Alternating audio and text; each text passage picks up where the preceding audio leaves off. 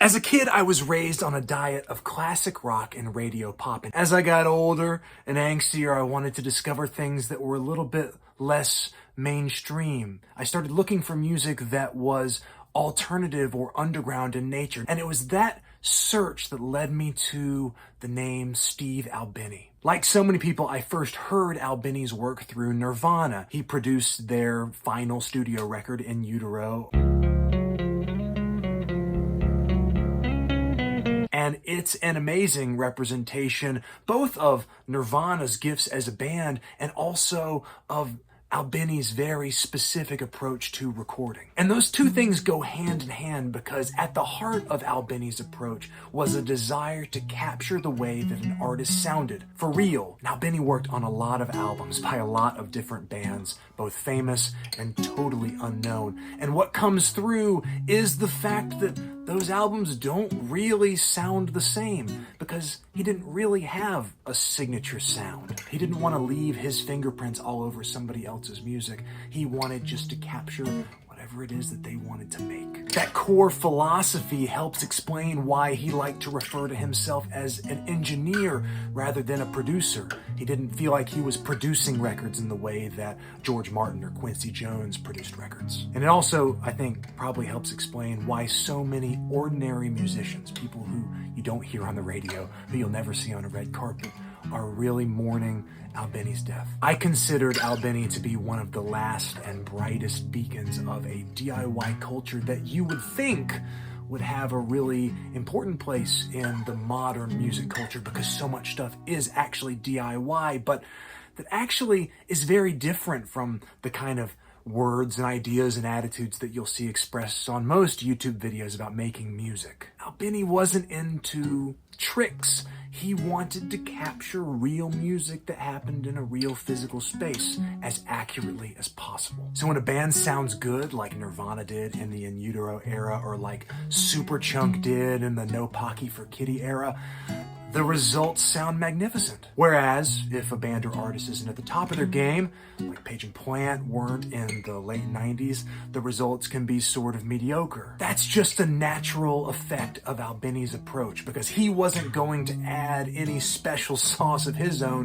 to make something sound great. He was there to work with and really just to capture whatever the artist was bringing to the table. That basic philosophy has been so important to me as a musician and a person who makes stuff. I mean, look around me. I'm standing in the middle of a shed that sits behind my house. It is not soundproofed. It does not have any air conditioning, and there's basically no semblance of organization, though that's a personal problem. For me, music has always been like this, crammed in one tiny corner of my life where it tries to somehow still exist and maybe even thrive. In that chaotic and pressurized environment, I find it very hard to make something that's perfect. The concept boggles my mind, and I have at times been paralyzed by a desire to make something that seems unfathomable when I'm standing in a space like this. But that's where Albini's message has been so powerful. Recording doesn't have to be a process that you use to slowly create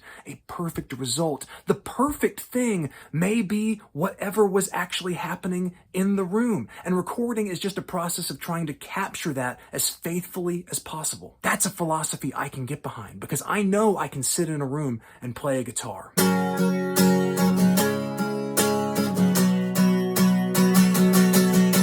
Or sing. Your smoke's in my veins. Or hack my way through various other instruments. Jeez, that was a problem.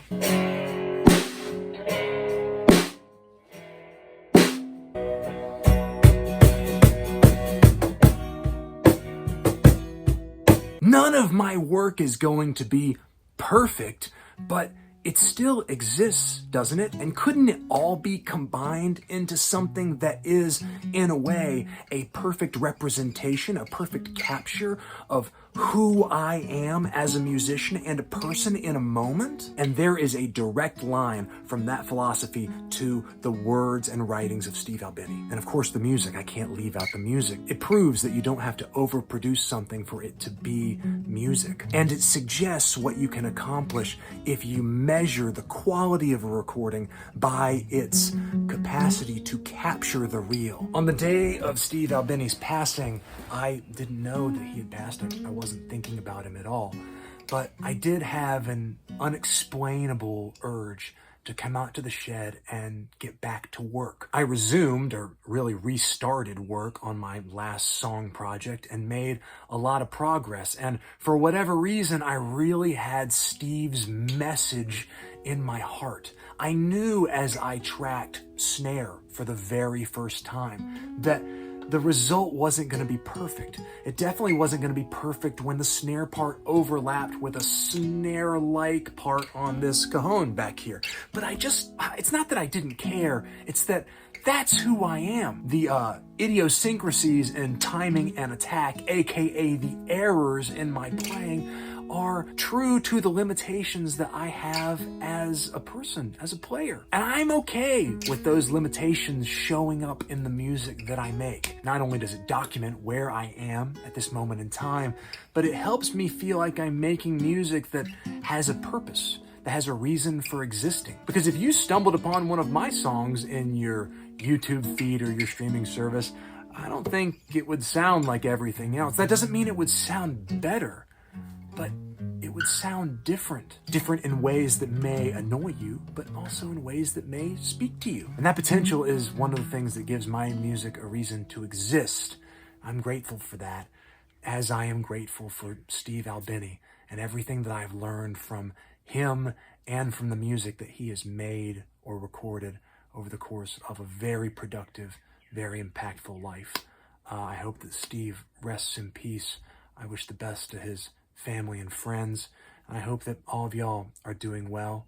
Take care of yourselves, and I will see you next time. Yeah, I know that I usually put a completed song at the end of these videos, and I wanted to do that in this case, but I still have a little bit of work to do, and I wanted to share this tribute to Mr. Albini as soon as I could after his death, while it's still fresh on everybody's minds. So I went ahead and completed the video and shared it with nothing on the back end, no caboose. A finished version of this Old Flame song will finally exist and come out sometime in the next couple of weeks, so stay tuned. Thanks as always.